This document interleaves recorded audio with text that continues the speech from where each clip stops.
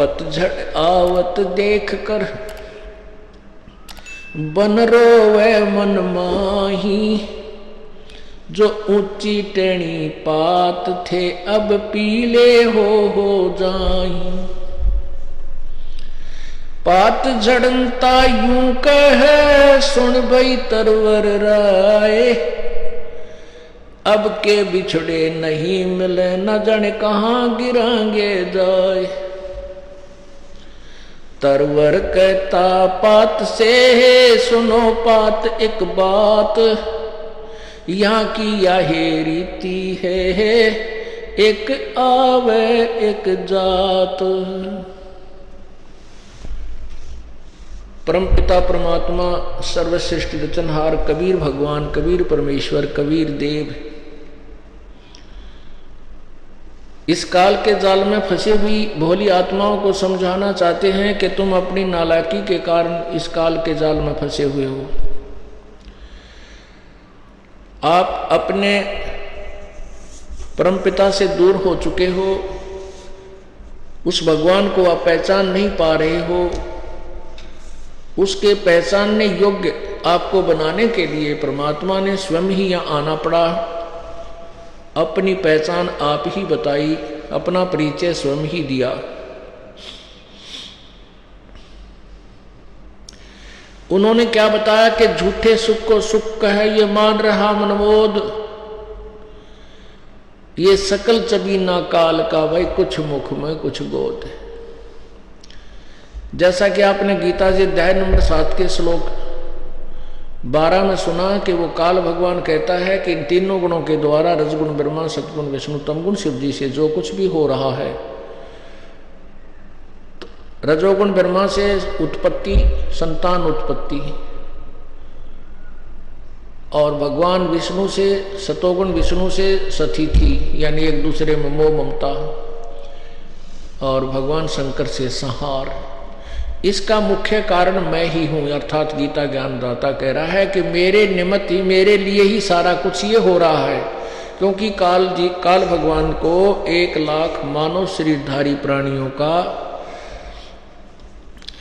आहार करना पड़ता है। इसको श्राप लगा हुआ है, इसने एक गलती की थी सतलोक के अंदर, उसी के कारण ये निष्कासित है, उसी के कारण इसको ये श्राप लगा हुआ है। और हम अपनी मूर्खता के कारण इस पर आसक्त होकर के इसके साथ चिपक कर आ गए। अब इसने उस परमात्मा से बदला लेने के लिए उसकी आत्माओं को इसने खूब सता रखा है, तंग कर रखा है, और ये तीनों गुण रूपी ये माया इस काल के लोक रूपी कुएं में डाल रखी है, ये भांग डाल रखी है। इसने वह गलती की, दुर्गा के साथ दुर्व्यवहार करना चाहा तो सतपुरुष ने इसको वहां से निष्कासित कर दिया और 1 लाख मानव शरीरधारी प्राणियों के आहार करने का श्राप दे दिया। कई पुण्यात्मा ये सोचते हैं कि भगवान दयालु हैं, कबीर साहब, फिर उन्हें श्राप नहीं देना चाहिए था। उन्होंने श्राप दिया तो हम ये काल हमें खाता है, अगर इसको श्राप ना दिया जाता तो ये हमें खाता नहीं। पुण्यात्माओं, हमारी बुद्धि जीव की है, हम कितने सयाने बन जाएं और कितना विद्वान बन जाएं, हम परमात्मा की क्रिया में कभी भी हमने ऑब्जेक्शन नहीं होना चाहिए, उसमें कोई त्रुटि सोचनी भी नहीं चाहिए कि उन्होंने ऐसा क्यों किया। उनका ये करना हमारे हित में है। यदि वो परमात्मा इसको 1 लाख प्रतिदिन मानव शरीरधारी प्राणी खाने का श्राप नहीं देते तो ये मनुष्य शरीर नहीं देता हमारे को। ये और गधे कुत्ते मच्छर माखी 83 लाख बना रखे या एक जाति और बना देता, क्योंकि परमात्मा को पता था कि इनके साथ क्या करेगा, और मानव शरीर में इसकी मजबूरी होगी हमारे को देना, और मानव शरीर में परमात्मा आकर के हमें अपना तत्व ज्ञान समझा सकता, और किसी योनि में हम नहीं समझ सकते। तो परमात्मा ने ये हमारे ऊपर रहम किया, हम इसके कष्ट को देखकर डरे भी गए और भगवान की तरफ खिंच जाएंगे। अब वो परमात्मा याद दिलाते हैं, इस झूठे सुख को सुख कहे ये मान रहा मन मोदे, ये सकल आहार काल का, कुछ मुख में कुछ गोद। रजगुण ब्रह्मा के अंदर काल ने एक ऐसा ये गुण भर दिया, ऐसी शक्ति भर दी कि अपने आप जीव के बस की बात नहीं है। रजोगुण से प्रभावित हो जाता है और फिर ये संतान उत्पत्ति करने के लिए विवश हो जाता है। जैसे गुण कैसे क्या होते हैं इसको समझने के लिए रसोई के अंदर मिर्चों का छोंक लगाया जाता है और वो छोंक लगता है रसोई में और उसकी सूक्ष्म वो शक्ति, उसकी जो उसका गुण है, वो 2-3 कमरे जहाँ भी व्यक्ति बैठे हैं उनको वहाँ जाकर भी वो प्रभावित कर रहा है और उनको छींकें आनी शुरू हो जाती हैं। वो उनके बस की बात नहीं है। तो वो मूल वस्तु, साकार वस्तु तो रसोई में है, उसकी निराकार शक्ति ने जाकर के वहाँ सभी को प्रभावित कर दिया।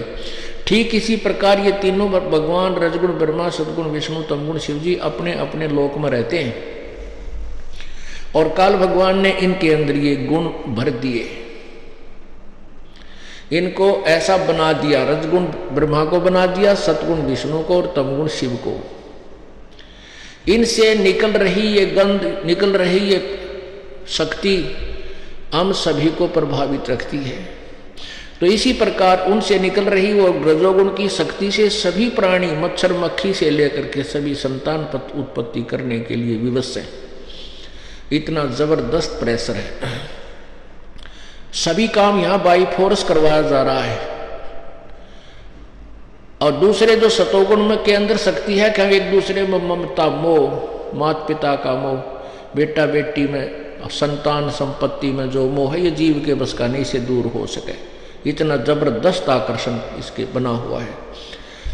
और तीसरा तमोगुण, ये गुस्सा 1 मिनट में आ जाए, कितना प्यारा व्यक्ति उठाकर लठ मार दे मनमाना और मर जाए, बहुत अच्छी तरह बातें करते करते। तो ये सब काल की ही व्यवस्था है और इसको तो परमेश्वर कबीर जी की उस यथार्थ भक्ति विधि से ही नॉर्मल किया जाएगा, इससे छूटा जाएगा। इन विकारों से भी उसी की शक्ति के सहारे हम बच सकेंगे। परमात्मा हमें क्या बताते हैं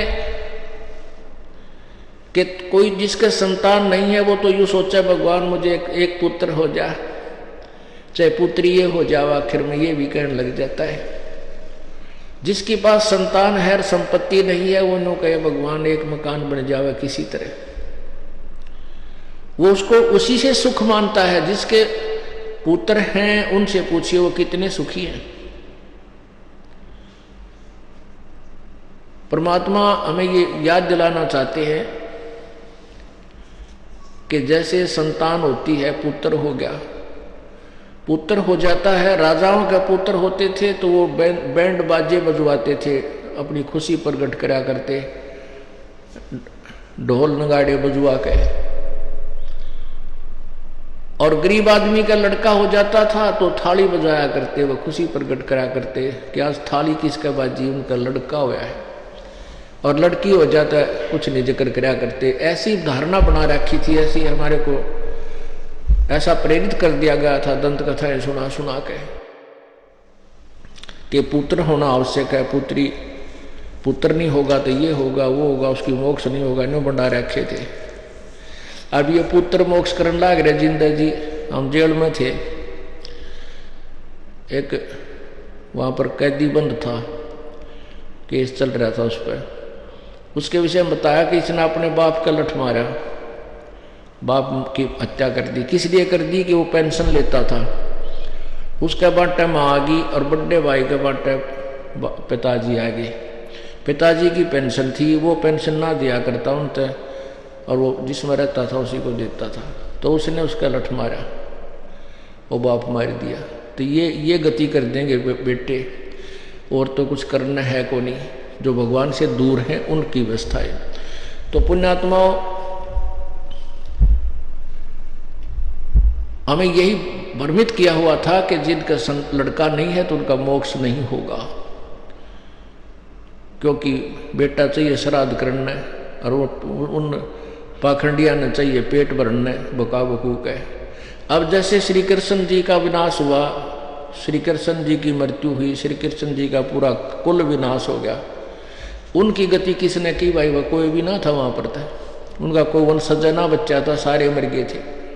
तो इसका मतलब भगवान श्री कृष्ण और जितने यादव थे सबकी दुर्गति है, उनकी कोई गति करने वाला रहा नहीं। ये केवल धारणाएं और भ्रमणाएं हैं, इनमें नहीं फंसना चाहिए। बेटा और बेटी में अज्ञानता का अंतर है, कोई अंतर नहीं होना चाहिए। अब परमात्मा कहते हैं कि बेटा जाया खुशी हुई भाई खूब बजाए थाल। अरे ये तो आना जाना लगा हुआ है जो कीड़ी का नाल। एक का 10-12 वर्ष में पुत्र हुआ, उसके दादाजी ने खूब खुशी मनाई, अच्छा 50-60 हजार लाख रुपये खर्च किए, पार्टी की, लोगों को शराब पिलाई, खूब ठाठम ठाठ गाने गुने बाजे करवाए हैं। और 6 महीना के बाद वो लड़का मर गया, वो पोता मर गया उस दादा का। अब टक्कर मार रहे हैं द्वारों के, और तेरा गजब भैया। तो परमात्मा कहते हैं झूठे सुख न सुख है यू मान रहा मनमोद। ये सकल चबीना काल का, ये काल का आहार है। कुछ मुख में कुछ गोद, जो 1 लाख खा लिए वो तो मुख में पहुंच गए, बाकियों को गोदी में पाल रहा है। बाकी इसकी गोदी में है, बाहर नहीं जा सकते, शेष को खाने के लिए तैयार कर रहा है।